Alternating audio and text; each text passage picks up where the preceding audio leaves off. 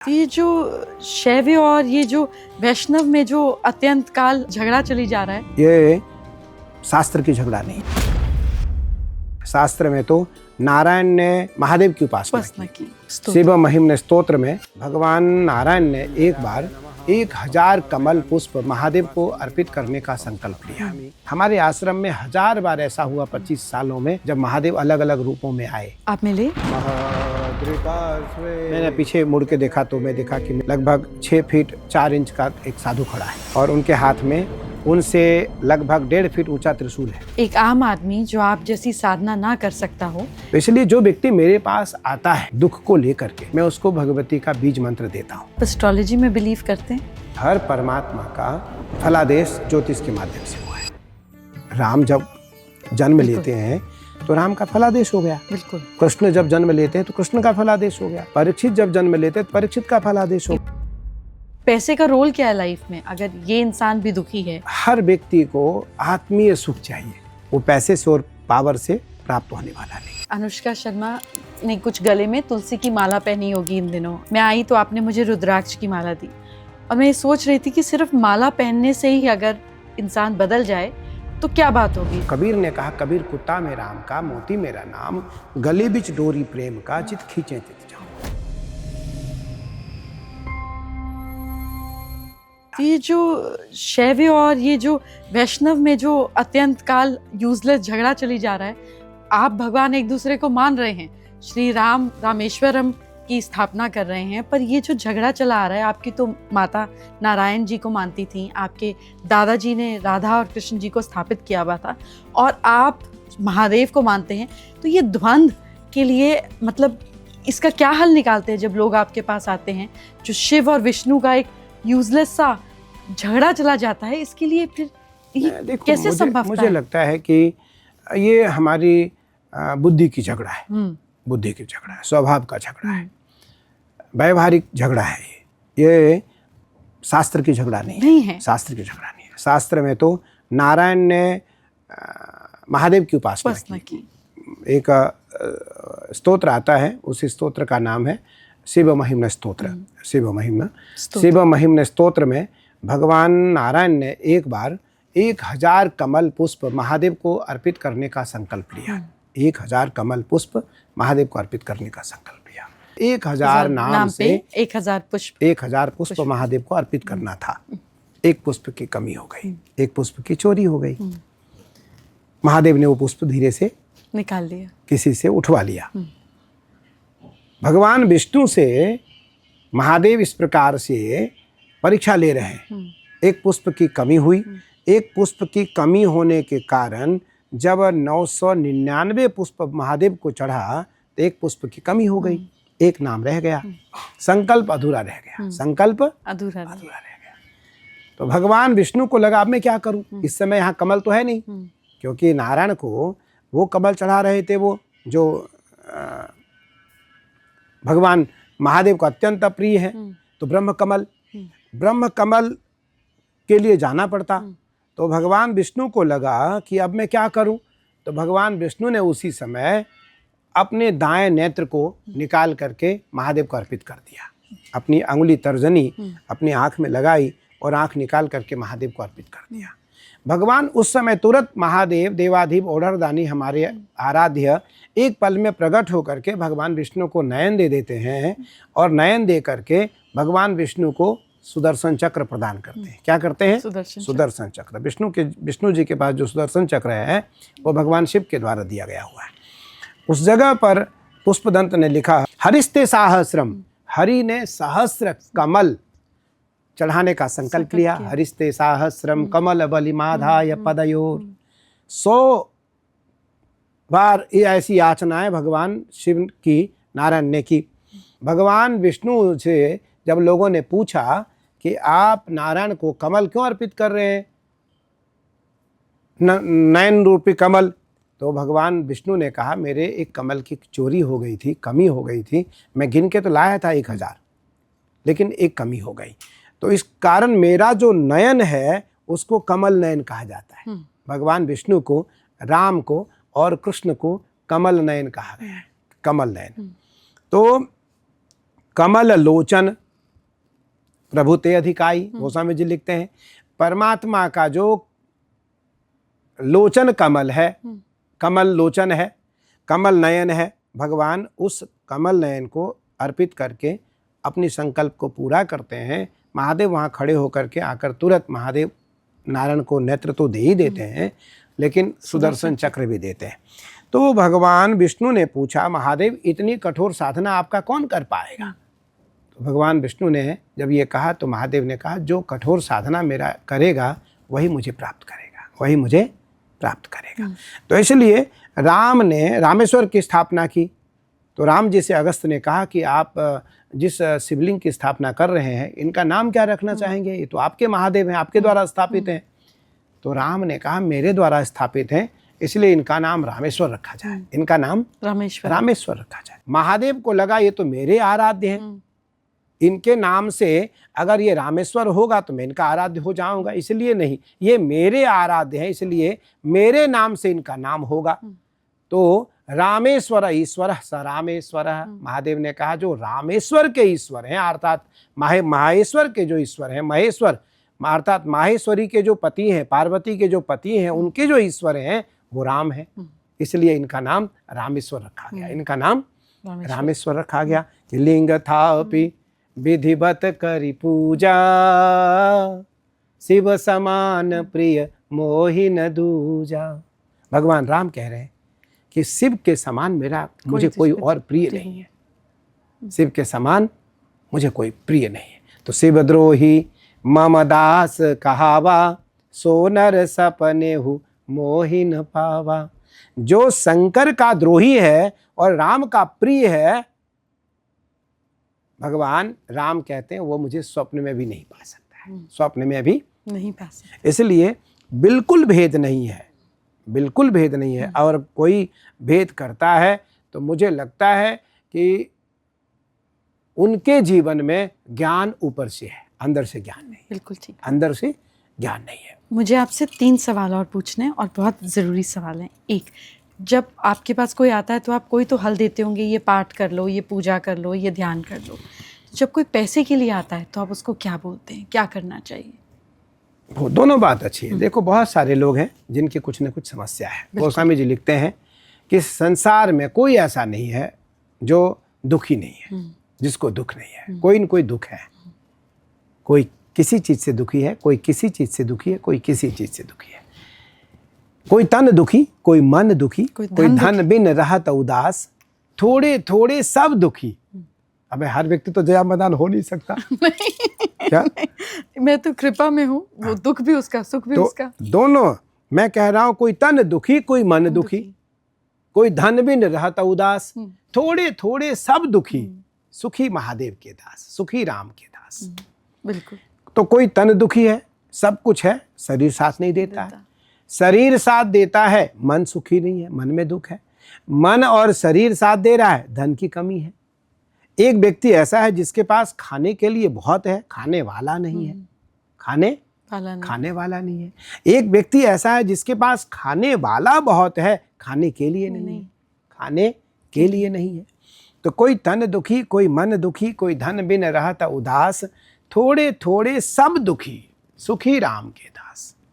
हमने एक पंक्ति इस जगह पर अपने लिए जोड़ा है अपने तरफ से, तुलसी यह संसार में सबसे मिलिए धाय, ना जाने किस रूप में नारायण मिल जाए। तुलसी यह संसार में भांति भांति के लोग, नर नारायण दो फिरत हैं, जान सकत को जान सकत को। ऐसा नहीं है। हमारे आश्रम में 1000 बार ऐसा हुआ 25 सालों में, जब महादेव अलग अलग रूपों में आए।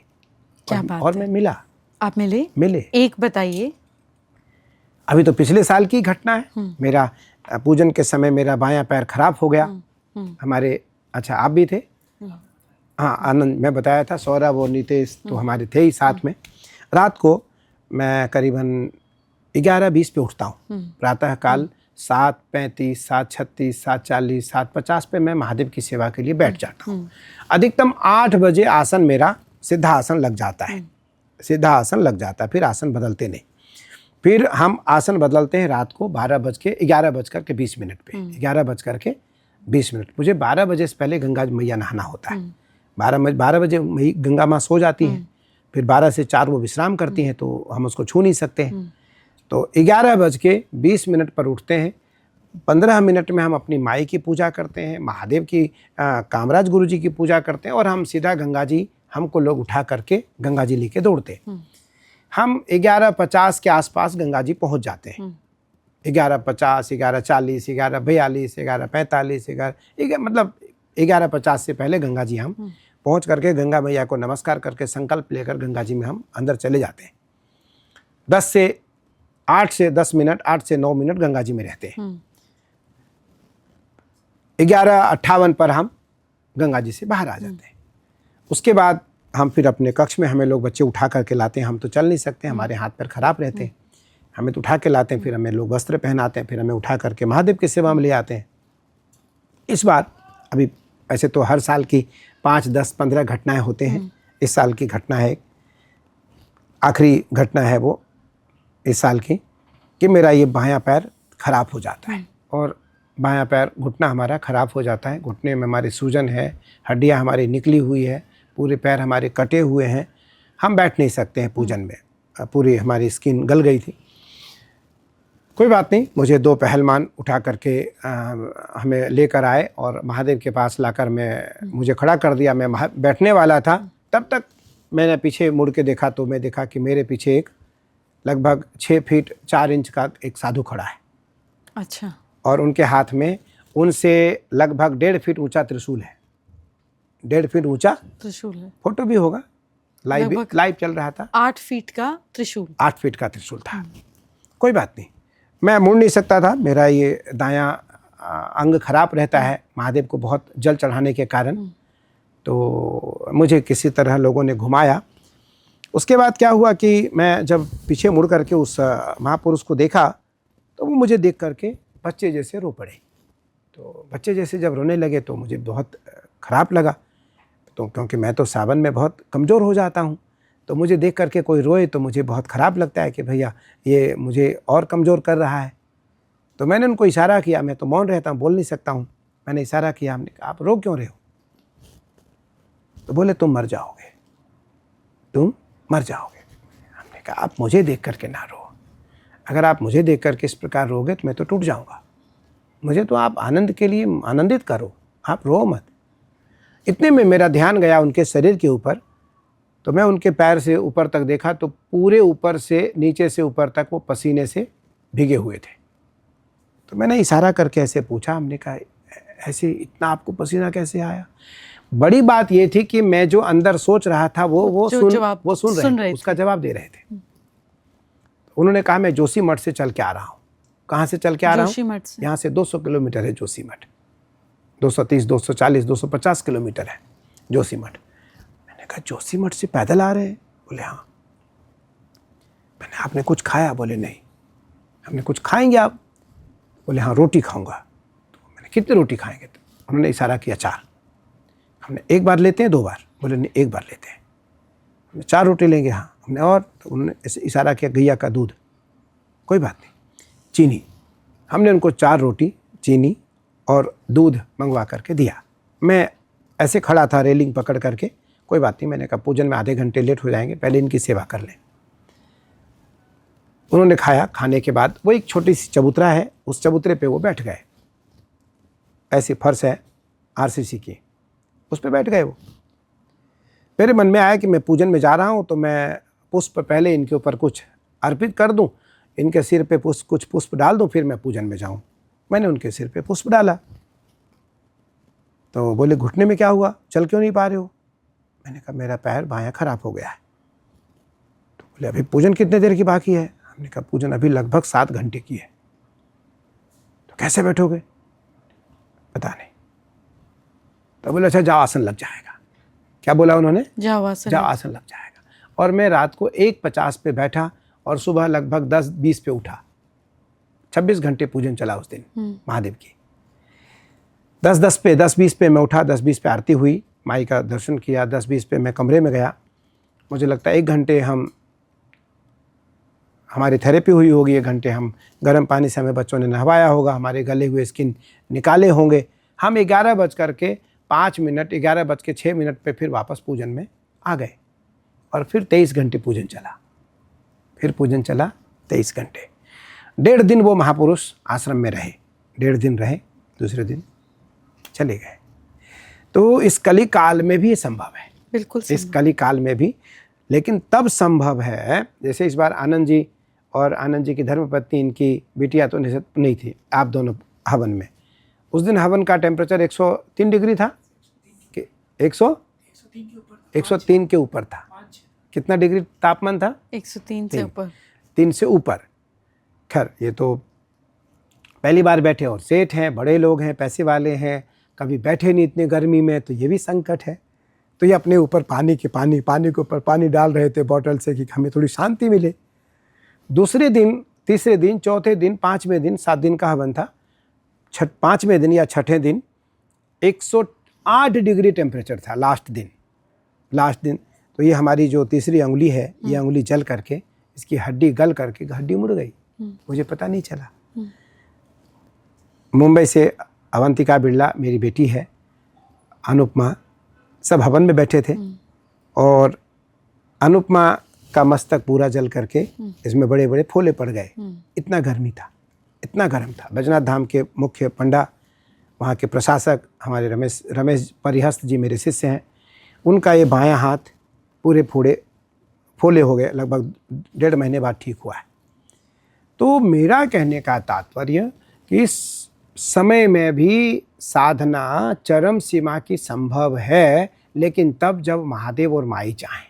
उनके बिना कैसे संभव है? महादेव और माई चाहें।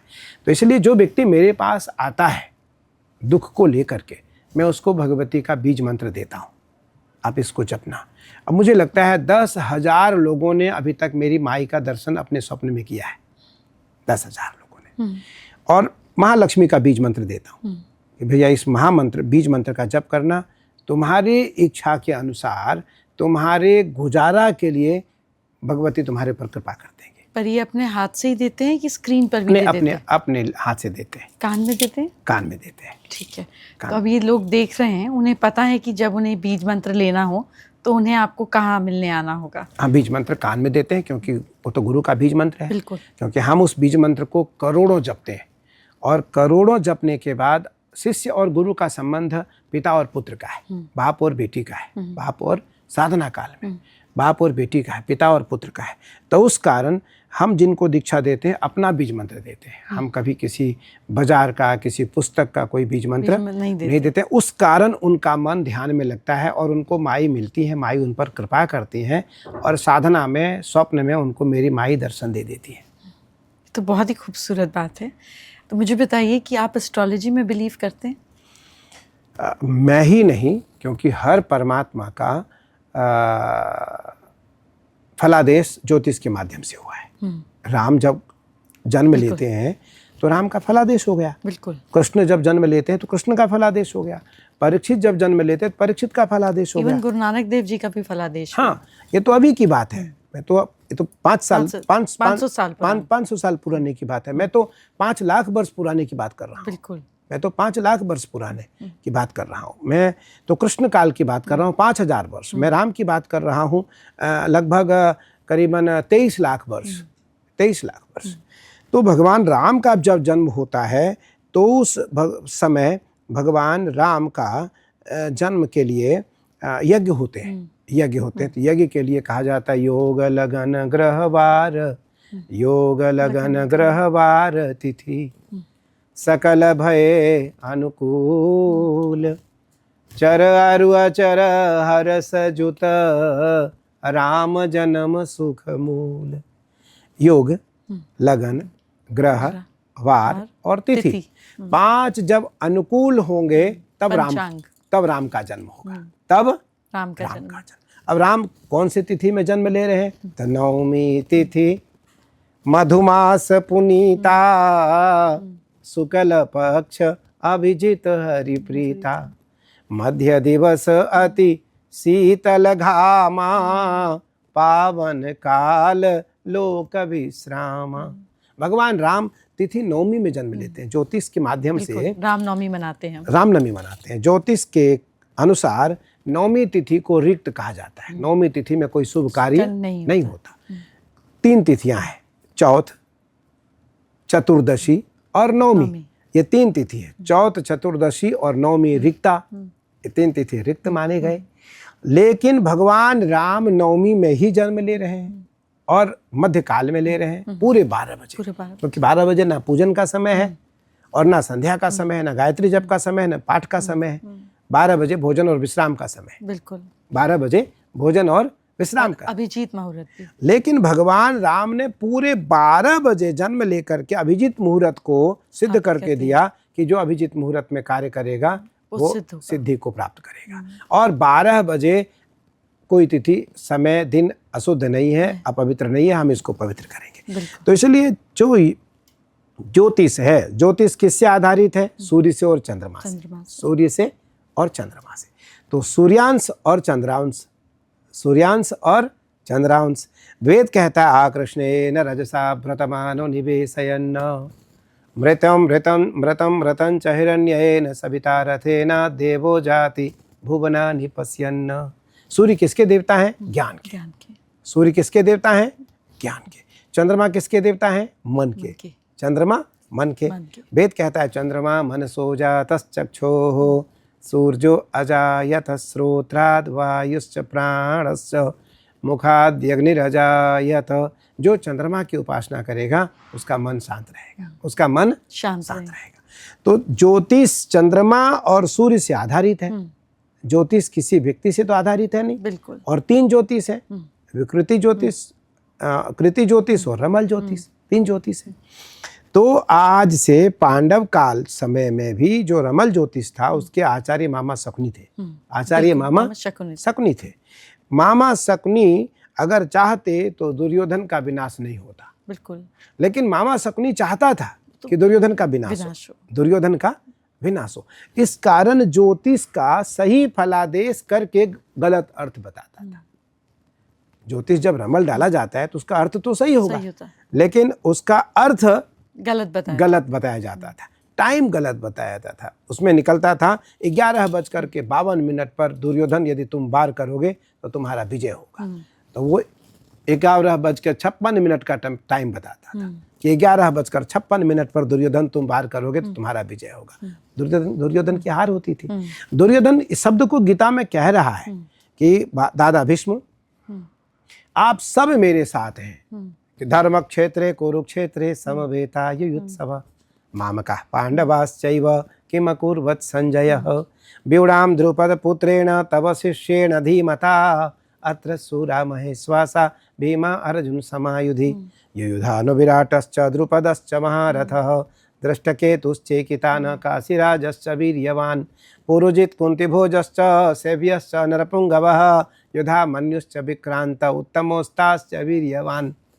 भगवान कृष्ण इस जगह पर कहते हैं इसमें जितने सारे वीर योद्धा हैं, महत्वपूर्ण योद्धा हैं, वो सब दुर्योधन के साथ हैं। सब दुर्योधन के साथ है। फिर भी दुर्योधन का हार हो रहा है। तो दादा भीष्म के सामने दुर्योधन ने कहा कि दादाजी आप खाते हैं कौरवों का और लगता है पक्ष लेते हैं पांडवों का, पक्ष लेते हैं पांडवों का, वरना मेरा हार नहीं होता, मेरे लोग मारे नहीं जाते। तो इसका सीधा अर्थ आ रहा है कि मामा शकुनी नहीं चाहते थे कि दुर्योधन का विजय हो, दुर्योधन का पराजय हो, दुर्योधन का। तो इसलिए ज्योतिष तो अनादिकाल से, बस ज्योतिष का फलादेश जो है वो साधना से संबंधित है, साधना से संबंधित है। गणित कितना भी कोई कर ले, ईश्वर के बिना संभव नहीं है। तो गणित कोई भी कितना कर ले, लेकिन यदि वो साधना नहीं करता है, साधक नहीं है, ईश्वर की कृपा उस पर नहीं है, उनके आराध्य की कृपा उस पर नहीं है, उनके इष्ट की कृपा उन पर नहीं है, तो उसकी वाणी कभी फलित नहीं होगी। बिल्कुल ठीक बात है। तो आपने सूर्य और चंद्रमा से जुड़े हुए ज्योतिष में आपने शनि का रत्न, आपने नीलम धारण किया और बहुत ही खूबसूरत। शनि हमारे स्वग्रही है, शनि हमारे स्वग्रही है और शनि के कारण हम साधु बने जी। अगर शनि ये वैराग दिया। हाँ, शनि अगर हमारे स्वग्रही नहीं होते, शनि हमारे उच्च के नहीं होते, शनि हमारे मित्र नहीं होते, तो हम ग्रस्त होते, तो हम ग्रस्त होते, हम किसी न किसी भी सर्विस में होते। लेकिन शनि उच्च होने के कारण, शनि हमारे स्वग्रही होने के कारण, शनि हमारे मित्र होने के कारण हम परम वैरागी हुए और वैराग्य धारण किए और महादेव से जुड़े, क्योंकि भगवान शिव से शनि का बहुत प्रेम है। बिल्कुल ठीक। भगवान शिव से शनि का बहुत प्रेम है और शिव से मेरा बहुत प्रेम है, शिव से हमारा बहुत प्रेम है, तो उस कारण शनि से मेरा बहुत प्रेम है। तो आप अपनी कुंडली खुद ही देख लेते हैं या? नहीं, देख लेते हैं। हम रमल ज्योतिष के आचार्य हैं, हम फलादेश नहीं करते। हमने रमल को बहुत अच्छी तरीके से पढ़ा है, लगाया है, धारण किया है, और हमारे पास रमल के सभी पासा हैं। हम बिल्कुल उसका फलादेश करते हैं, माई के लिए, माई के पूजन के लिए और माई की प्रसन्नता के लिए। और अभी मैं आपसे जब मिलने आई तो मैंने आपके हाथ में एक खूबसूरत कमंडल देखा, तो मुझे बताइए कि ये कैसे आया आपके पास? ये कमंडल है, इसको हम अपनी साधु साई भाषा में चिप्पी कहते हैं। चिप्पी कहते हैं। ये इसका अर्थ ये भी है कि इसका जब हम निरूपण का अर्थ है, इसका जब हम प्रतिष्ठा करते हैं, इसको बनवा करके इसकी प्रतिष्ठा करते हैं, तो ये नारियल है। बिल्कुल, ये साउथ अफ्रीका का नारियल है। ये साउथ अफ्रीका का नारियल है, और नारियल भगवती को अत्यंत प्रिय है। बिल्कुल, भगवती को अत्यंत प्रिय है। तो उस कारण इस नारियल को हम संस्कृत में अक्षय पात्र भी कहते हैं, अक्षय पात्र भी कहते हैं। तो इसमें से हम यदि कोई भी वस्तु रख करके भगवती को अर्पित करते हैं तो उसका कभी क्षय नहीं होता, उसका कभी क्षय नहीं होता, वो अक्षय रहता है। तो उस कारण ये अक्षय पात्र है। दूसरी, क्योंकि नारियल है, ये कभी अशुद्ध नहीं होता और इसका और कोई सेवन करता नहीं, ये तो केवल भगवान के लिए है। महादेव इससे जलपान करते हैं, माई जलपान करती हैं, गंगा जी जलपान करते हैं, गणेश जी करते हैं, भगवान नारायण करते हैं। बिल्कुल, नारायण करते हैं, क्योंकि जितने नाम मैंने लिए सबको नारियल प्रिय है, सबको नारियल का जल प्रिय है। तो जो भगवती हैं, महालक्ष्मी है, या 10 महाविद्या, 10 महाविद्याओं को नारियल अत्यंत प्रिय है। तो उस कारण ये चिप्पी है और ये कमंडल है। तो इससे क्या है कि भगवान का जब हम इससे अलग अलग चीज़ों से अभिषेक करते हैं, कभी हमने इसमें नारियल तेल रख दिया, कभी इसमें हमने गन्ने का रस रख दिया, कभी हमने इसमें घी रख दिया, कभी हमने इसमें शहद रख दिया, कभी हमने इसमें गुलाब जल रख दिया, कभी इसमें हमने मिश्रित जल रख दिया, और उससे हम महादेव को स्नान कराते हैं, महादेव का हम अभिषेक करते हैं। उस समय महादेव अत्यंत प्रसन्नता से इस जल को स्वीकार करते हैं। तो एक आम आदमी जो आप जैसी साधना ना कर सकता हो, तो वो भी अगर महादेव के ऊपर यानी कि शिवलिंग के ऊपर नारियल का जल चढ़ाए या फिर भगवती माँ का अभिषेक करे, तो आपको लगता है उसकी परेशानियां भी? बिल्कुल, अगर महादेव और माँ काली को या भगवती को केवल नारियल जल, 2 प्रकार के जल होते हैं, एक तो हरे नारियल के और एक सूखे नारियल। तो कोई भी जल यदि हम एकत्रित करके और महादेव का ओम नमः शिवाय, महादेव का ओम नमः शिवाय, भगवती का बीज मंत्र या महालक्ष्मी का श्री ह्रीम श्री महालक्ष्मी नमः, छोटे से मंत्र हैं, अगर इसके द्वारा हम भगवती का स्नान कराते हैं, भगवती को हम स्नान कराते हैं, भगवती को हम इस जल से अभिषेक करते हैं भगवती का, तो निस्संदेह भगवती प्रसन्न भी होंगी, महादेव प्रसन्न भी होंगे, और जो दैहिक दैविक भौतिक धर्म अर्थ काम और मोक्ष, इन चारों चीज़ों की आवश्यकता जिसको होगी वो प्राप्त भी हो जाएगा।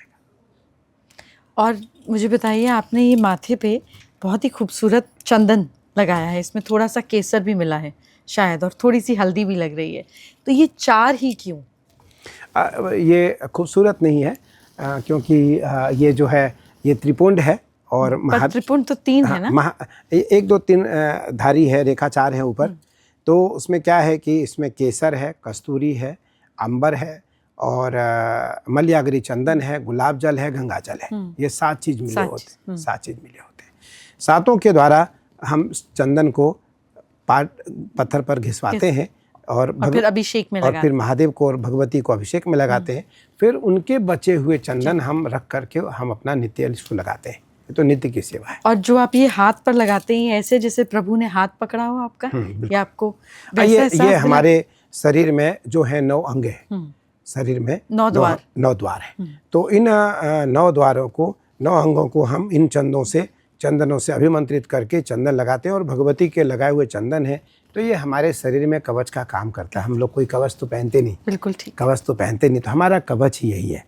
तो हम इस कवच से संरक्षित होते हैं और निश्चिंत भाव से भारतीय परंपरा के प्रचार के लिए पूरे देश और दुनिया में भ्रमण करते हैं। और मैंने देखा आपके पास आने से पहले कि सब तरीके के नेता, अभिनेता, मंत्री, बाकी इससे ज़्यादा नाम लेना तो ठीक नहीं होगा, बट सब तरीके के लोग आपके पास आते हैं। तो वो लोग जिसको दुनिया जिसके जैसा बनना चाहती है, और जब वो आपके पास आते हैं निश्चय ही परेशानी होती होगी, तकलीफ़ होती होगी, अपनी बात दिल की आपसे करते होंगे। तो आपको ऐसा लगता होगा कि पैसे का रोल क्या है लाइफ में, अगर ये इंसान भी दुखी है, या अगर यश का रोल क्या है ज़िंदगी में अगर ये आदमी भी दुखी है, या पावर का रोल क्या है अगर ये आदमी भी दुखी है। तो ये एहसास आपको होना शुरू हो गया था कि ये सारी चीज़ें लंबी चलती नहीं हैं? देखो, मुझे लगता है पावर का या उनके पैसे का, ठीक है, मुझे जहाँ तक मेरा एक मानना है कि हर व्यक्ति को आत्मीय सुख चाहिए, हर व्यक्ति को आत्मीय सुख चाहिए, और वो पैसे से और पावर से प्राप्त होने वाला नहीं है। वो पैसे से और पावर से प्राप्त होने वाला नहीं है, वो प्रकृति से प्राप्त होने वाला है। वो शांति कहाँ से मिलने वाली है? मन से, प्रकृति से, मन से। मन जब परमात्मा से जुड़ता है और वो उसके लिए मठ, सिद्धपीठ, साधक और तपस्वियों से अच्छा कोई स्थान नहीं हो सकता। बिल्कुल ठीक। तो आज सबको इस बात का एहसास होता है कि भगवान शिव का हो, भगवती का हो, गंगा मैया का हो, गणेश जी का हो, या भगवान नारायण का हो, चारों कठोर साधना में महादेव और भगवती के तो सर्वोपरि। तो इस परम कठोर तपस्या में मेरा वो नाम रखते हैं। तो उस कारण मुझे लगता है कि वो यहाँ आकर के, और उनको कुछ पल के लिए, बहुत सारे लोग ऐसे हैं जो यहाँ घंटों प्रतीक्षा करते हैं मेरे मिलने की, घंटों प्रतीक्षा करते हैं। बड़े लोग होते हैं, खूब पैसे वाले होते हैं, खूब बड़े पद पे होते हैं, खूब बड़े अधिकार होता, बड़े पावर होता उनके पास, फिर भी उनको यहाँ आनंद मिलता है, फिर भी उनको यहाँ आनंद मिलता है। मुझे लगता है वो आनंद का एकमात्र कारण तप है, आनंद का एकमात्र कारण तपस्या है, आनंद का एकमात्र कारण भगवती है, मेरी माई है। तो इसलिए इस जगह पर, क्योंकि बहुत सारे लोग ऐसे हैं जिनके पद रहते पावर नहीं है, पद रहते हुए अधिकार नहीं है, बिल्कुल, पद रहते हुए काम नहीं कर सकते हैं। पर आपने तो अपने पीछे 2 अशोका स्तंभ लगाए हुए हैं सत्यमेव जयते के साथ। इतनी पावर आपने अपनी चेयर पे इकट्ठी कर ली। मुझे नहीं पता आपने बनवाई कि ये गलती से बनकर आ गई या किसी ने भेंट की, but it's a complete power symbol. और मुझे पता चला कि आप यहाँ पे सबसे मिलते हैं जहाँ पर हम बैठे हैं। नहीं, बन के नहीं आ गए, हमारे यहाँ कोई चीज़ अपने आप तो आती नहीं, खुद बनवाई नहीं। ऐसा भी होता है ना कि कई बार कोई बहुत प्रेम करता है तो वो भेंट दे जाता है। हाँ, लेकिन उनको बताना पड़ता है कि क्या चाहिए, क्या चाहिए। तो ये बस यही, अब इसी बात पर आते हैं, क्योंकि खुला शेर का मुंह, ये पावर नहीं, ये सच बोलने की क्षमता भी है कि भाई तुमको अच्छा लगे बुरा लगे, हाँ, मैंने तो बोल दिया, अब तुम्हारी मर्जी है। फिर आपके सिर के पीछे आपके गुरु भी हैं, बिल्कुल आपके हेड के पीछे, जो एक आशीर्वाद मुद्रा में आपको पूरी तरीके से ज्ञान और विचारधारा की क्षमता दे रहे हैं। 2 तरफ मोर भी हैं, और ये जो मोर हैं ये इस चीज़ का प्रतीक है कि पूरी तरीके से स्वच्छता और ब्रह्मचर्य जो मोर का प्रतीक है, और उसको पूरी तरीके से धारण किया। और फिर साइड में 2 अशोक स्तंभ हैं। तो ये मैंने ऐसे नहीं देखा, मैं बहुत लोगों से मिलती हूँ। हाँ, इस सिंहासन का कुछ विशेष प्रयोजन है, एक विशेष प्रयोजन है, और विशेष कारण इसको बनाया गया, जिससे इस पर हम बैठकर कभी थके और नहीं। आपसे पहले ये कभी था भी नहीं। ये आपके लिए बना और आप ही के द्वारा बताया गया। कुछ बताएंगे? हाँ, बिल्कुल अच्छा है, क्योंकि देखो आसन जो है एक अष्टावक्र गीता है, बिल्कुल आपने पढ़ा होगा कभी, अष्टावक्र गीता है। उस अष्टावक्र गीता में महाराज जनक जी का एक संदेह है जी। संदेह क्या है जनक जी का, कि भारत के जो सिद्ध लोग हैं, भारत के जो ज्ञानी लोग हैं, भारत के जो प्रबुद्ध महापुरुष हैं, वो साधु भी हो सकते हैं, गृहस्थ भी हो सकते हैं, विद्वान भी हो सकते हैं, ऋषि भी हो सकते हैं, मनीषी भी हो सकते हैं, और साधारण चलने फिरने वाले जो याचक लोग हैं वो भी ज्ञानी हो सकते हैं। बिल्कुल। तो महाराज जनक के द्वारा 3 सवाल किए गए कि ज्ञान क्या है, मुक्ति क्या है और वैराग्य क्या है। जो ज्ञान के बारे में सही अर्थ मुझे बता देगा वही मेरा गुरु होगा, वही मेरा गुरु होगा। जो मुक्ति के बारे में सही अर्थ बता देगा वही मेरा गुरु होगा। जो वैराग्य के बारे में सही अर्थ बता देगा वही मेरा गुरु होगा। बहुत सारे सिद्धों को बुलाया गया महाराज जनक ने अपनी सभा में, लेकिन कोई उत्तर सही उनको नहीं मिल पाई। तो राजा जनक, राजा होने के कारण राजा को लगा कि ये तो अज्ञानी नहीं है, अज्ञानी है, तो इनको काल कोठरी में डाल दो। तो सबको काल कोठरी में डाल दिया। तो अष्टावक्र जी अपने माँ के गर्भ में थे, अष्टावक्र अपनी माँ के गर्भ में थे और अष्टावक्र के पिता हवन कर रहे हैं। तो उस हवन में कोई त्रुटि हो गई होगी, कोई मंत्र की उच्चारण में, कोई विधि में, समय में कोई अशुद्धियाँ रह गई होगी, कमी रह गया, कमियाँ रह गई होगी। तो उस जगह अष्टावक्र अपनी माँ के गर्भ से बोल पड़े, अलम, संस्कृत का वाक्य है, अलम, रुको पिताश्री, मामा पितु अलम, पिताश्री रुको, आप मेरे पिताश्री आप रुको। बोले क्यों? बोले जिस कार्य को आप कर रहे हो ये कार्य ऐसे नहीं ऐसे है। पिता को बहुत क्रोध हुआ। पिता को लगा ये तो अपनी माँ के गर्भ में है और मेरी अशुद्धियों को देख रहा है, अगर ये बाहर आ गया तो क्या करेगा। पिता ने श्राप दे दिया, तुमने पिता धर्म का, पितृधर्म का अपमान किया है, जाओ मेरा श्राप है तुम्हें कि तुम 8 जगह से टेढ़े हो जाओ, अष्टावक्र हो जाओ। क्या हो जाओ? अष्टावक्र हो जाओ। टेढ़ा हो गया। जन्म अष्टावक्र का हुआ तो 8 जगहों से टेढ़े थे, 8 अंग टेढ़े थे। उस परिस्थिति और उस काल के समय में, कालखंड के समय में उनके पिता को जनक ने बंदी गृह में डाल दिया था। अष्टावक्र ने अपनी माँ से कहा कि मेरे पिता कहाँ हैं? माँ बोली तुम्हारे पिता वन में साधना करने गए। नहीं, मुझे सच बताओ। तो माँ बोली कि देखो मैं माँ हूँ, मुझे मेरा झूठ बोलना सही नहीं है। तुम्हारे पिता को राजा जनक ने बंदी बना लिया। क्यों? तुम्हारे पिता से कुछ सवाल किया था उन्होंने, जिसका सही उत्तर उन्हें नहीं मिल पाया। अष्टावक्र सभा में गए तो अष्टावक्र के सभा में बड़े बड़े विद्वान बैठे थे, महाराज जनक के सभा में। तो ऐसे ही दिव्य सिंहासन पर, तो स्वर्ण का रहा होगा, बिल्कुल, ये तो काष्ठ का है, स्वर्ण का रहा होगा। दिव्य सिंहासन पर महाराज अष्टावक्र को महाराज जनक ने बिठाया। अष्टावक्र को देख करके सभी लोग हंस पड़े, सभी लोग हंस पड़े। तो महाराज जनक से अष्टावक्र ने कहा, महाराज जनक तुमने इन चर्मकारों की सभा कहाँ से इकट्ठा कर लिया है? तो बड़े बड़े महात्मा, बड़े बड़े ऋषि, बड़े बड़े तपस्वी सब लोग थे। सबने कहा आप मुझे चर्मकार कैसे कह सकते हो? बोले आपको केवल चमड़े का ज्ञान है, केवल चमड़े का ज्ञान है। बोले चमड़े का ज्ञान कैसे है? मैं तो वेद का, न्याय का, दर्शन का, प्रस्थानत्रयी का, ब्रह्मसूत्र का, गीता का, भागवत का, रामायण का, इतिहास का, वेदांत का विद्वान हूँ। बोले फिर भी तुम्हें केवल चमड़े का ज्ञान है। महाराज जनक ने कहा कि महाराज ये तो आपने सही नहीं किया, ये तो बड़े बड़े महात्मा हैं।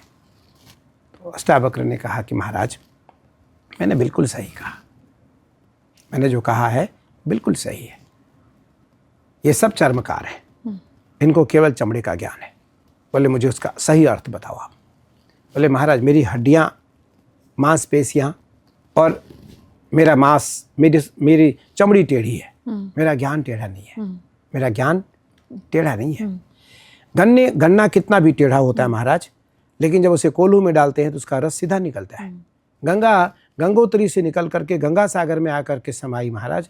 गंगा 2552 किलोमीटर यात्रा तय की और गंगा सागर में जाकर के समाने के लिए गंगा पर्वत की अलग अलग श्रृंखलाओं को चीरती हुई, टेढ़ी मेढ़ी रास्तों को तय करती हुई और गंगा सागर में जाकर के समाई। लेकिन गंगा जल सीधा है महाराज, गंगा जल टेढ़ा नहीं है। महाराज मेरी हड्डियाँ, मांसपेशियाँ और मेरी चमड़ी टेढ़ी है महाराज। जनक को लगा बात तो सही है, बात तो बिल्कुल सही कह रहा है। महाराज जनक को लगा कि हमारे प्रश्नों का उत्तर मिल सकता है, हमारे प्रश्नों का उत्तर इस छोटे से बालक से मिल सकता है। महाराज जनक ने पूछा, महाराज मुझे क्षमा करिएगा कोई अपराध हो गया हो तो, लेकिन हमारे 3 सवाल हैं। क्या है महाराज? बोले कथम ज्ञानम अवाप्नोति, अष्टावक्र का पहला, अष्टावक्र गीता का पहला श्लोक। कथम ज्ञानम अवाप्नोति मुक्तिर्मै न भविष्यति वैराग्यम च कथम प्राप्त मैं तद्ब्रूहि मम प्रभो। हे प्रभु, राजा जनक एक छोटे से 8 वर्ष के बच्चे को प्रभु कह रहे। क्या कह रहे? प्रभु। प्रभु, मम प्रभु, हे मेरे प्रभु, मेरे 3 प्रश्नों का उत्तर मुझे चाहिए आपसे, और मुझे विश्वास हो गया है कि आपसे संभव है। आप इन 3 प्रश्नों का उत्तर मुझे प्रदान कर सकते हैं, मुझे दे सकते हैं। राजा जनक की अच्छी बात को, राष्ट्र हित, धर्म हित, परंपरा हित और नीति हित बात को सुन करके स्वजन हित और स्वहित प्रसंग को सुन करके, प्रश्न को सुन करके अष्टावक्र जी को बड़ा आनंद आया। अष्टावक्र ने कहा मुक्ति मिच्छसि चेतात, दूसरा श्लोक कि मुक्ति मिच्छसि चेतात विषयान विषवत्यज क्षमार्जव दयातोषम सत्यम पीयूषवद भज। हे राजन, यदि मुक्ति चाहते हो, मुक्ति चाहते हो तो विषय को विष के समान त्याग दो। विष को विषय को विष के समान त्याग, विषय को विष के समान समझ करके त्याग दो। अब आप इतने भावुक ना हो जाओ, नहीं तो आप प्रश्न भूल जाओगी। फिर नहीं, क्या? मैं नहीं भूलूंगी। हाँ, आप प्रश्न भूल जाओगी अगर भावुक हो गए। इसको रुमाल दो एक। नहीं नहीं, मैं ठीक हूँ। अच्छा, तुम ये मेरा स्वर ले लो। नहीं, मैं ठीक हूँ। अच्छा, तो मुक्ति में इच्छा से, देखो यही सवाल है। राजा जनक, ऐसा समझ लो कि हमने कहा ना आपको, इस कलयुग में कुछ भी संभव है। कलयुग में परमात्मा बहुत करीब है, अंदर ही है, अंदर ही है। बस यहाँ से और यहाँ से उसको भजने की इच्छा है, आवश्यकता है। बिल्कुल ठीक बात। ठीक है, जो यहाँ से भजता है उसको कभी वो मिलता नहीं, जो यहाँ से भजता है उसके करीब रहता है, वो उसके करीब रहता है। तो अष्टावक्र ने कहा कि मुक्ति मिच्छसि चेतात विषयान विषवत् त्यज क्षमार्जव दयातोषम सत्यम पीयूषवद भज। हे राजन, आपके लिए संभव नहीं है, आपके लिए संभव नहीं है कि आप मुक्ति पा सको। बोले क्यों? बोले राजा हो आप, तो राजा को हर विषय विष के समान लगता ही नहीं, क्योंकि वो तो विषयासक्त होता है। राजा तो विषयासक्त होता है, उसको विषय वासना, उसको काम क्रोध लोभ मोह मत्सर दंभ अहंकार हर समय रहता है और रखना पड़ता है राजा को। आपके लिए संभव नहीं है महाराज। तो राजा जनक को जब अष्टावक्र ने कहा मुक्ति मिच्छसि चेतात, सचेत हो जाओ। क्या हो जाओ? सचेत हो जाओ। मुक्ति मिच्छसि चेतात विषयान विषवत् त्यज, और क्षमार्जव, क्षमाशील बनो। राजा के लिए संभव नहीं है, राजा के लिए संभव नहीं है। क्षमार्जव, आर्जव संस्कृत का शब्द है, दया। राजा दयावान भी नहीं होता, राजा कठोर होता है, निर्दयी होता है। राजा के अपने निर्णय होते हैं, उनके अपने रूल, अपने नियम होते हैं। तो क्षमार्जव दयातोषम, और संतोषी भी राजा नहीं होता, उसको तो हर दिन दूसरा राज्य चाहिए। आज इस राज्य को चाहिए, कल उस राज्य को चाहिए, कल उसका अपना कोई होता नहीं, कोई राजा उसके अपने नहीं होते हैं। तो क्षमार्जव दयातोषम और सत्यम पीयूषवद भज, राजा सत्यवादी नहीं होता, उसको साम दंड भेद और नीति चारों चीजों को अपनाना पड़ता है। तो राजा सत्यवादी भी नहीं हो सकता है। तो सत्यम पीयूषवद भज, यहाँ महाराज अष्टावक्र कह रहे हैं कि इन चारों चीजों को स्वीकार कर लो, तुम्हें ज्ञान मुक्ति और वैराग्य तीनों प्राप्त हो जाएंगे। राजा को लगा कि मेरा गुरु के योग्य तो ये है, मुझे इससे गुरुता स्वीकार कर लेनी चाहिए। महाराज जनक ने अष्टावक्र को गुरु वरण किया और राजा जनक सामने बैठ गए। महाराज जनक ने अपने दिव्य सिंहासन पर, जहाँ सिंहासन की बात आई तो इसलिए सिंहासन का महत्व है। ये सिंहासन अभिमंत्रित है, ये सिंहासन अभिमंत्रित है। मैं इस पे 10 घंटे बैठूं, 15 घंटे बैठूं, 20 घंटे बैठूं, 24 घंटे बैठूं, हम कभी थकेंगे नहीं। मुझे तो लगता है वैसे ही कभी नहीं थकते। आपका आसन भी सिद्ध है, जिस तरह से आप बैठते हैं, आपने आते ही अपने राइट पैर को मोड़ा, आप बहुत सालों से यूं ही बैठ रहे हैं, आप कभी नहीं थकते हैं। आसन हो या आसन ना हो, जमीन पे हो कि गंगा तट पर हो, पत्थर में हो कि कहाँ पर हो, आप यूं ही बैठते हैं और आप नहीं थकते हैं।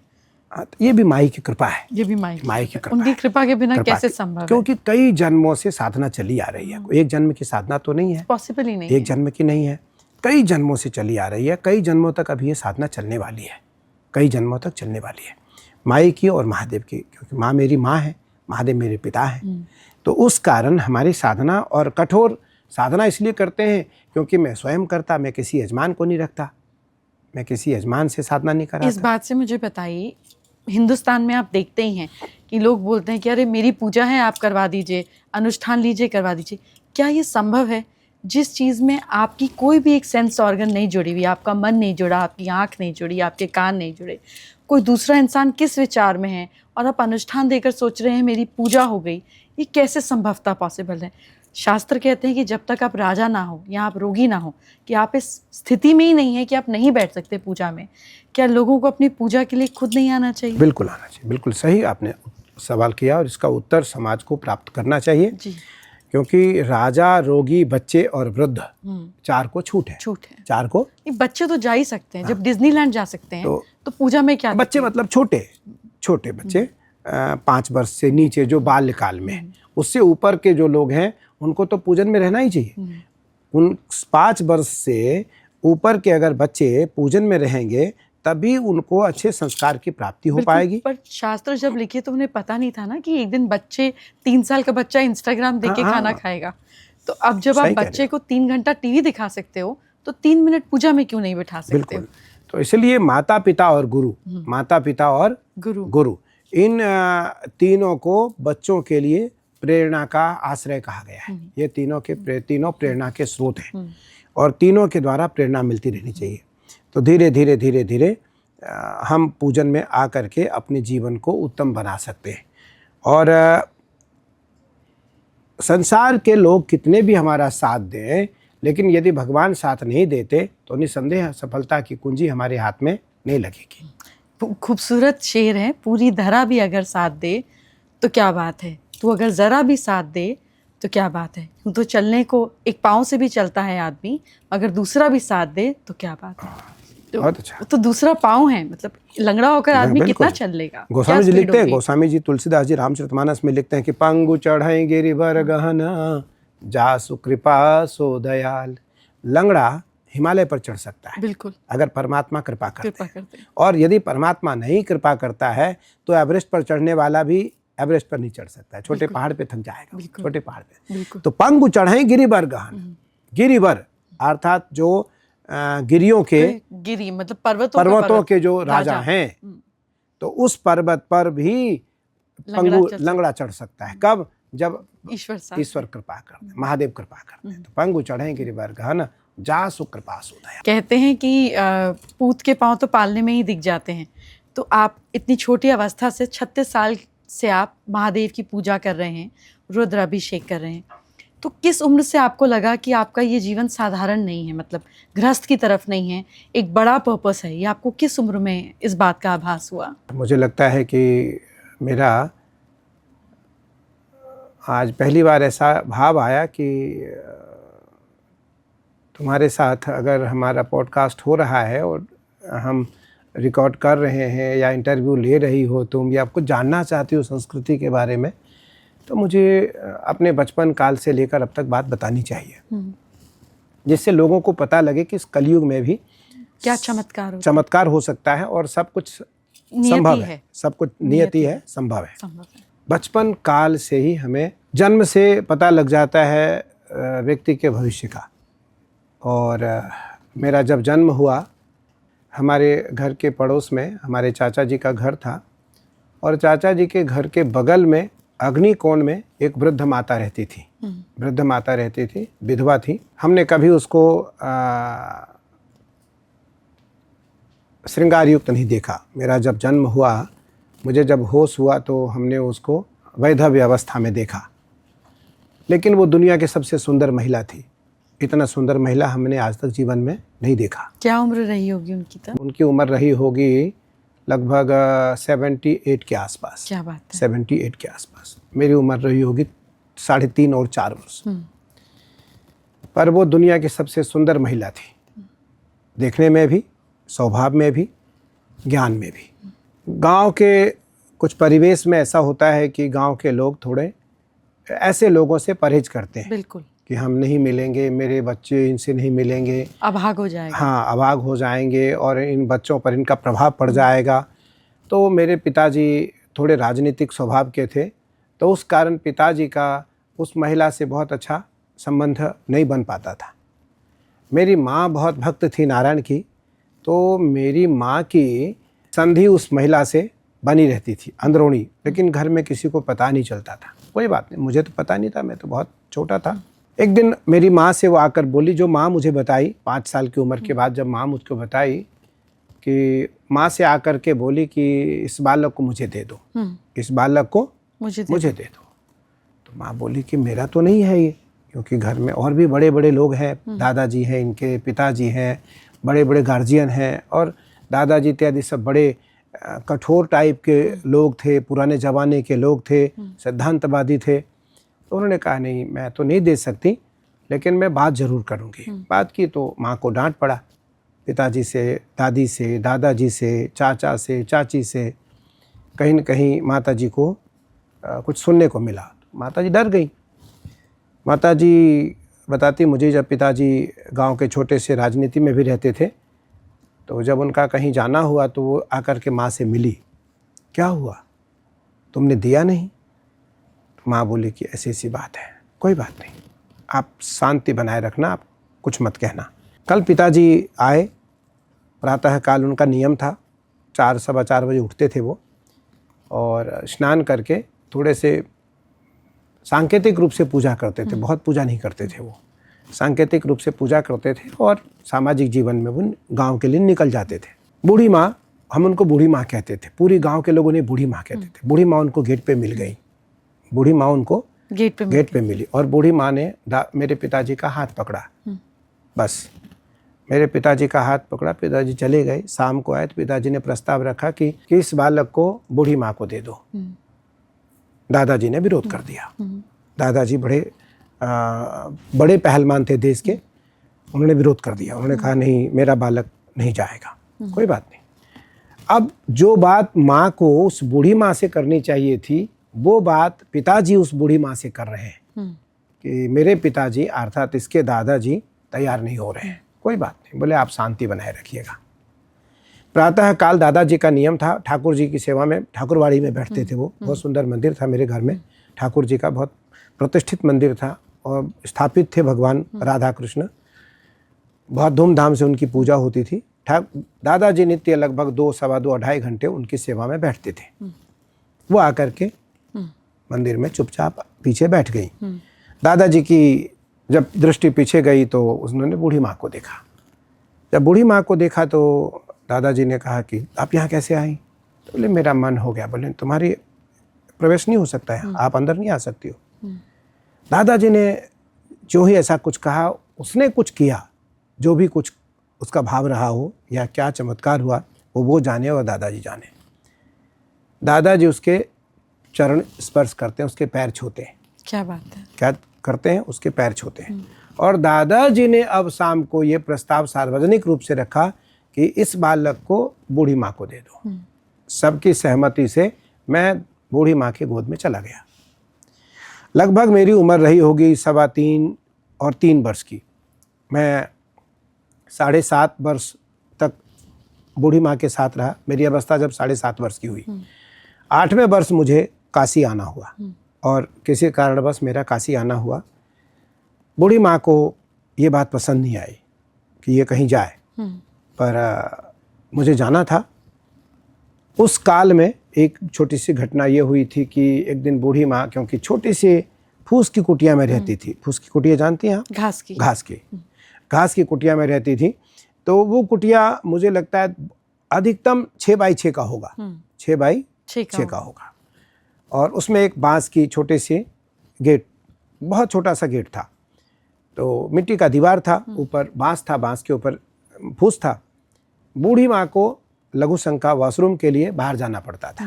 वो रात को एक दिन बाहर गई और मैं उसके साथ चारपाई पे सो रहा था। चारपाई, खटिया नहीं, खटिया पे। मुझे डर लगा, मुझे अपनी माँ की याद आई लगभग 2 वर्ष बाद, जो कि घर से, मेरे घर से और बूढ़ी माँ का, जो बूढ़ी माँ की कुटिया थी, उस कुटिया की दूरी 10 मीटर होगी। कितने मीटर? 10 मीटर। लेकिन हम कभी अपनी माँ के पास नहीं गए 2 वर्ष। मुझे डर लगा रात को कि मुझे माँ के पास जाना है। मैं जोर से ऐसा रोया कि मुझे अपनी माँ के पास जाना है। इतने देर में बूढ़ी माँ इस दरवाजे से ना आकर के दीवार से अंदर आ गई। कहाँ से आई? दीवार से। मिट्टी का दीवार था, उस दीवार से अंदर आ गई। मुझे और डर लगा। मैंने कहा कि आप दीवार से कैसे आ सकती हो? तो उसका पहला शब्द था कि हम तुम्हारे लिए कहीं से भी आ सकते हैं, हम तुम्हारे लिए कहीं से। खैर मुझे डर लगा। मैंने कहा मुझे अपनी माँ के पास जाना है। उसने मुझे थप्पड़ मारी, मैं सो गए, विषय भूल गया और सो गया। मैं उठा, मैं विषय भूल गया, मुझे याद ही नहीं था कुछ भी। मैं बनारस आ गया, काशी में मैं पढ़ने लगा। उसके बाद 99 99 में बूढ़ी माँ बीमार होती हैं, बूढ़ी माँ बीमार होती हैं। मुझे याद किया जाता है, घर से एक लोग आते हैं और मुझे बताते हैं कि बूढ़ी माँ बीमार है और तुम्हें याद कर रही है। लगभग 23 वर्ष के थे। 23 वर्ष के बूढ़ी माँ। मैं जाता हूँ घर, और घर जा कर के मैं एक दिन बूढ़ी माँ के साथ रहा। जो भी सेवा बन सकता था उसको मैंने किया, और बूढ़ी माँ का शरीर पूरा हो जाता है। कोई बात नहीं, मैंने अग्नि संस्कार किया। हमारे यहाँ जो नियम है 13 दिन के, हमने उनके सारे नियम किए। 13 दिन बाद फिर मैं काशी आ गया।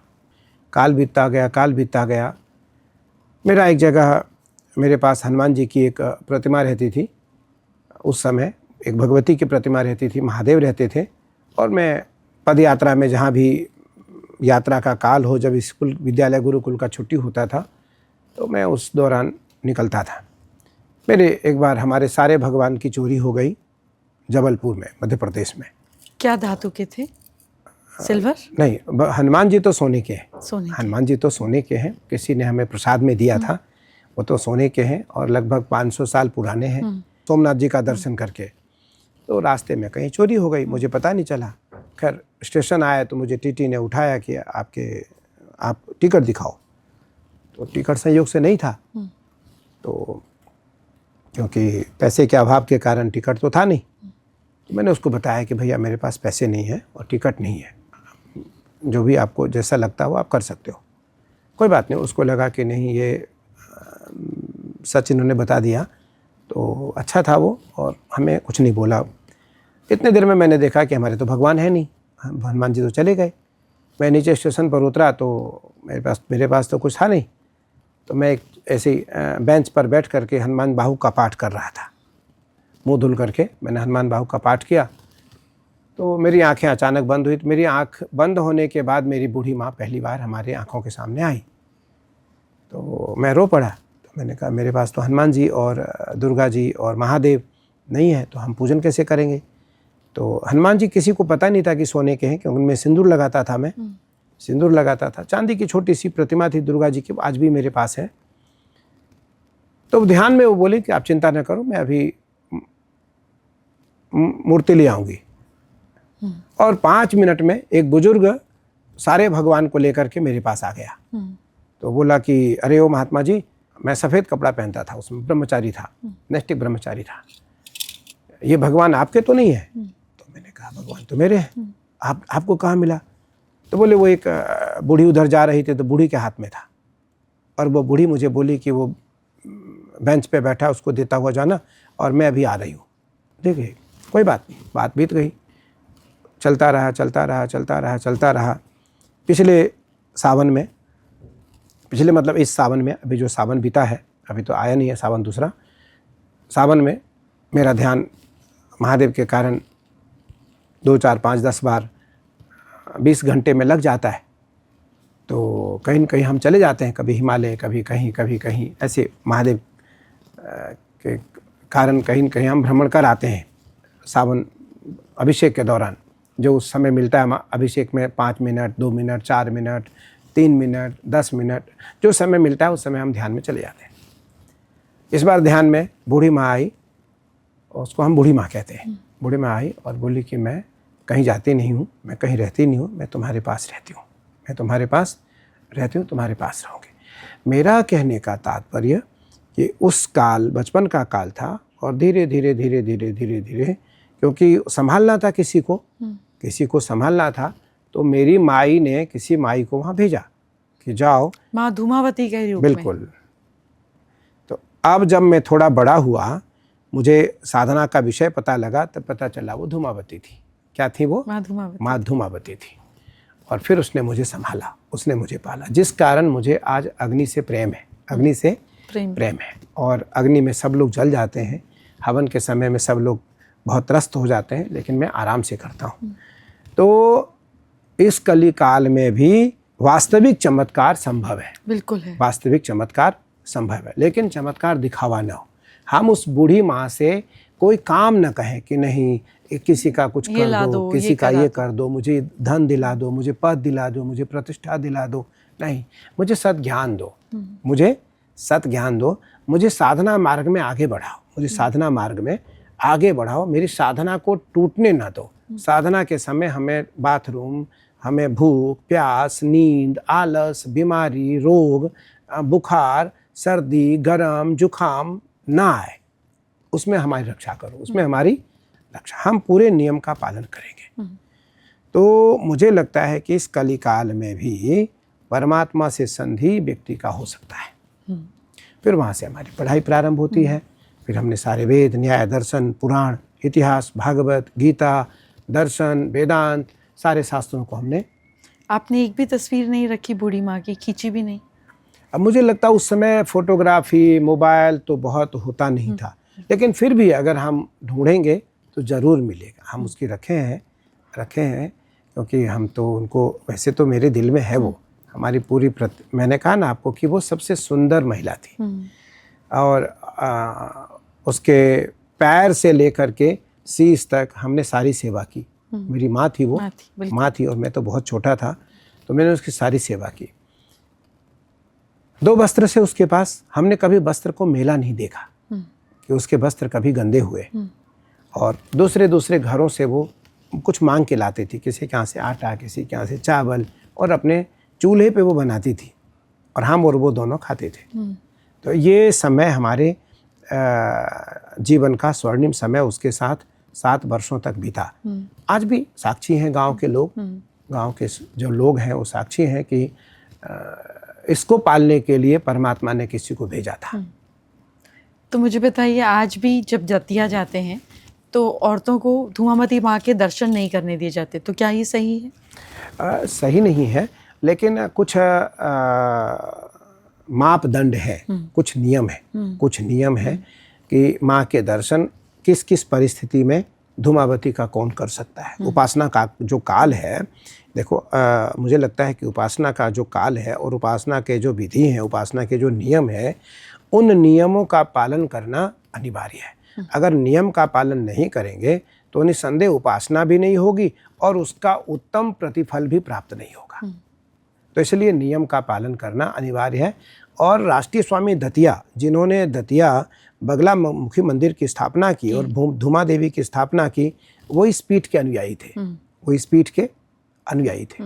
कामराज गुरुजी से तो नहीं, लेकिन कामराज गुरुजी के बाद जब उन्होंने स्थापना किया, वो तो बहुत समय लंबा नहीं है हुआ दतिया का, वो यहाँ आकर के साधना करते थे। उन्होंने अपने पूरी संपूर्ण पत्रिकाओं में, अपने लेख में, अपने जीवनी में, अपने घटनाक्रम में लिखा कि कितना भी बड़ा देश का साधक हो, यदि वो दक्षिण काली मंदिर, नीलधारा, गंगा तट, चंडी घाट, हरिद्वार नहीं जाता है तो उसकी साधना कभी पूरी नहीं होगी, उसकी साधना कभी पूरी नहीं होगी। यहाँ भगवती साक्षात बैठी हुई है, क्योंकि यहाँ कामराज गुरुजी ऐसे महात्मा हैं जो अमर है, भगवान शिव के संधि हैं, भगवान शिव के साथ उनका प्रेम है।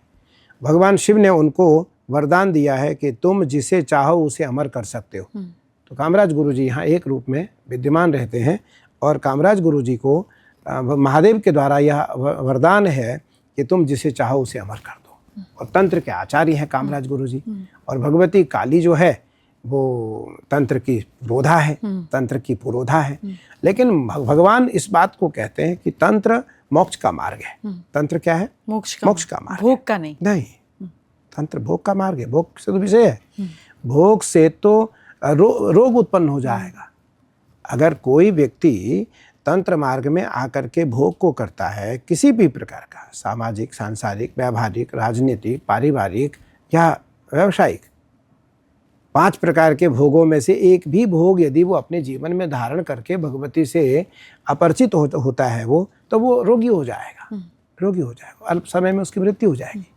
तो जो कामाख्या जी में जिस तंत्र की व्याख्या करते हैं या जिस तरीके से करते हैं, कन्या पूजन के रूप में उसको अलग अलग तरीके के आकार देते हैं, मुझे सुनने में तो बहुत अच्छा नहीं लगता, पर हर तरफ सुनने और दिखाई दोनों में पड़ता है। तो वो तंत्र किस हिस्से जाता है? देखो कामाख्या, क्योंकि कामाख्या वरदे देवी नील पर्वत वासिनी त्वं देवी जगन्माता योनि मुद्रे नमोस्तुते, माँ का गुप्त अंग वहाँ गिरा है। बिल्कुल। और माँ वहाँ प्रत्यक्ष रूप से निवास करते हैं। कामाख्या और काली मंदिर, क्योंकि माँ कामाख्या ही काली है, बिल्कुल काली है। तो भगवान शिव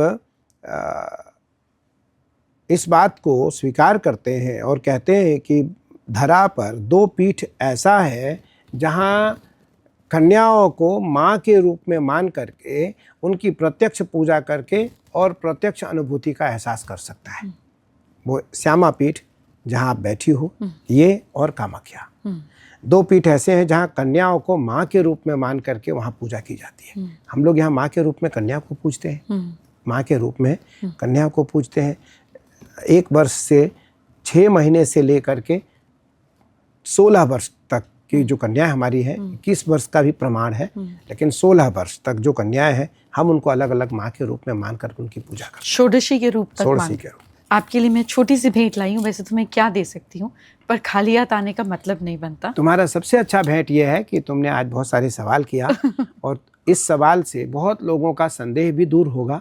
साधना के लोग साधना के मार्ग पर प्रशस्त भी होंगे, बढ़ेंगे। मैं आज ही पढ़ रही थी, अनुष्का शर्मा ने कुछ गले में तुलसी की माला पहनी होगी, इन दिनों वृंदावन जा रही होंगी, तो जो साइड तुलसी की माला बेचती है उसके पास शॉर्टेज हो गई तुलसी की माला की।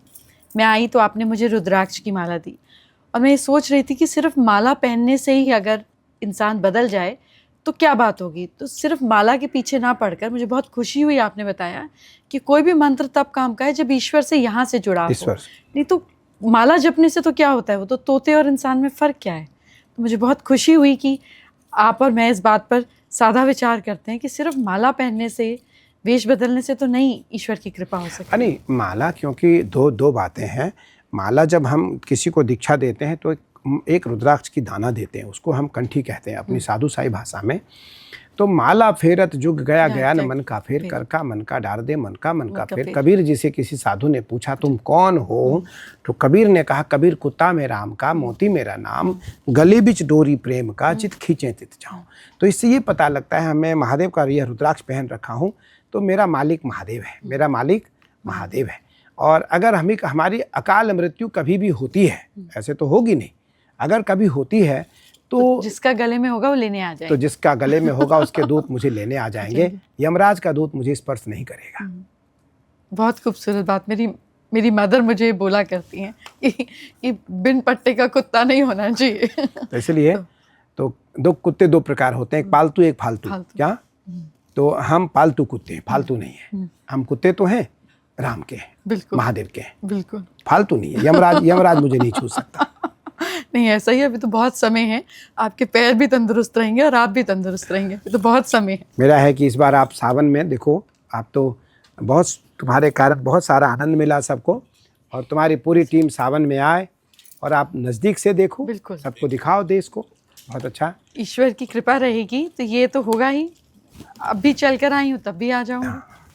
वैसे मैं नहीं निकालती हूँ, पर क्योंकि आप रुक जाओ, तुमसे नहीं निकले, तुम इतने मजबूत। अच्छा, क्या बात कर रहे हैं? तब तो नंदेश्वर प्रमथनाथ महेश्वराय मंदार पुष्प बहु पुष्प सुपूजिताय तस्मै नकाराय नमः शिवाय शिवाय गौरी वदनाब्जवृंद सूर्याय दक्षा ध्वरनाशकाय श्रीनीलकंठाय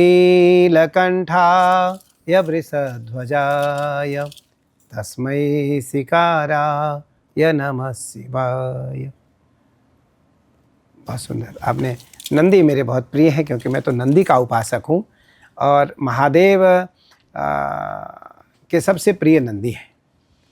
मुझे मन में सुबह सुबह भाव आया कि मुझे आपके लिए नंदी लेके जानी चाहिए, तो मैं सोच रही थी। और मैं नंदी का ही उपासक हूँ, क्योंकि मैं तो नंदी तक पहुँच सकता हूँ, मेरी पहुँच नंदी तक है। नंदी हमारे सिफारिश महादेव से करते हैं, तो उस कारण महादेव की कृपा होती है। तो मैं तो नंदी भगवान का उपासक हूँ। बहुत सुंदर, खूब आशीर्वाद आपको और खूब बधाई। और आप आए मंदिर में, आपने खूब अच्छा पारंपरिक वार्ता किया, और हम तो महादेव से इतनी प्रार्थना करेंगे कि आपका खूब यश, खूब मान, खूब सम्मान, और आपकी ख्याति और बढ़े और बढ़े। और हमारे आनंद जी बहुत प्रिय हैं, उनके आप बहुत प्रिय हो, आज से तो मेरी भी बहुत प्रिय हो गई।